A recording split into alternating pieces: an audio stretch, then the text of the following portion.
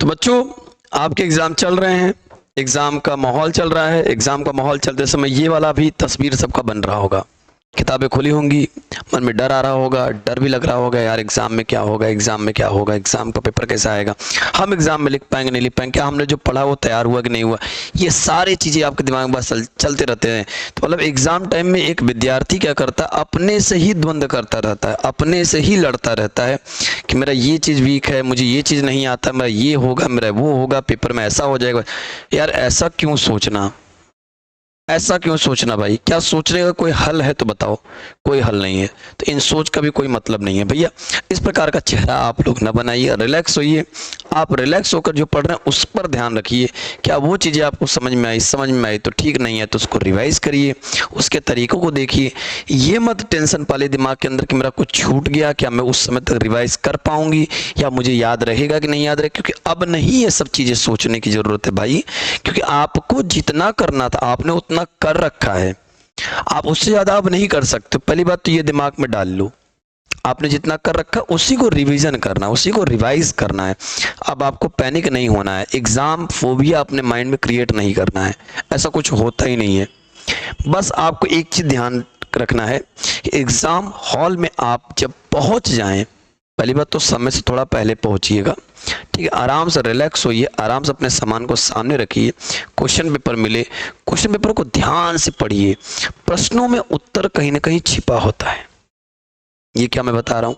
हाँ, मैं बिल्कुल सही कह रहा हूँ। प्रश्नों में आंसर कहीं ना कहीं छिपा होता है, बस उसे बारीकी से एक बार पढ़ना होता है और फिर आपको रिकॉल करना होता है कि आपने इस प्रश्न को देखा था तो किस प्रकार से देखा था।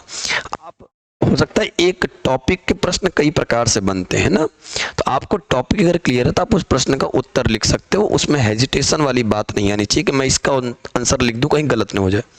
आप जज मत बनिए, आप बस लिखने का कार्य करिए। जज कोई और है, वो आपका नंबर देगा, परेशान बिल्कुल मत होइए, ठीक। ओके भैया, प्रश्न कोई नहीं छोड़ कर आने हैं आपको, एग्जाम में सारे प्रश्न करके आने हैं आपको, सारे प्रश्न के उत्तर आते हैं। इस चीज का आपको बिलीव होना चाहिए, ओवर कॉन्फिडेंस नहीं, कॉन्फिडेंस होना चाहिए। और ये कॉन्फिडेंस कब आएगा?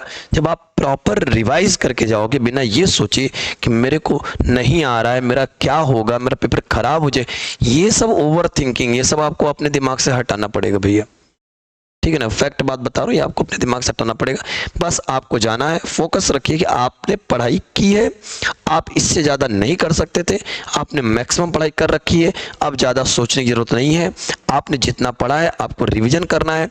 एनसीईआरटी का आपको चीज़ें पता होना चाहिए, एनसीईआरटी की चीज़ें आप पढ़ के जाइए अच्छे से। आप एक बार अपना नोट्स पढ़िएगा, एनसीईआरटी के क्वेश्चन देख लीजिएगा आपको किस प्रकार से होता है, उससे ज़्यादा आपको नहीं करना है, ठीक है ना। अब एनसीईआरटी के डायरेक्ट क्वेश्चन एग्जाम में नहीं आते, बट उससे मिलते जुलते आपके आते हैं, तो आपको आंसर वही लिखना है जो आपको पता था कि ये तो क्वेश्चन दूसरा हो गया, मैंने तो ऐसा पढ़ा ही नहीं था, एकदम क्वेश्चन। कुछ नहीं है, क्वेश्चन वही है, उसको दूसरे तरीके से रिप्रेजेंट किया गया। तो आपको इसीलिए क्वेश्चन को थोड़ा रुक के ध्यान से पढ़ना है। आप पक्का देखेंगे उस क्वेश्चन में कोई ना कोई हिंट होगा, पहली बात ये। दूसरी बात ये कि आपको कोई भी क्वेश्चन छोड़कर नहीं आना है। अटेम्प्ट का बढ़िया नंबर मिलता है भैया, तो अटेम्प्ट करना बड़ी जरूरी है। आप अपने अंदर ये बिलीव डालो कि मैं हर प्रश्न को अटेम्प्ट कर सकता हूँ, आप आराम से बहुत अच्छा नंबर गेन कर लोगे। ये मेरा बिलीव है आपके ऊपर, तो आपको अपने ऊपर बिलीव करना पड़ेगा, ठीक भैया। तो इस एग्जाम फोबिया से डरने की जरूरत नहीं है, ऐसा मुंह बनाने की जरूरत नहीं, एकदम रिलैक्स होकर आराम से पढ़िए, चिल मार के पढ़ाई करिए, प्रॉपर नींद लीजिएगा, 6 घंटा कम से कम सो लीजिएगा एग्जाम में जाने से पहले भैया।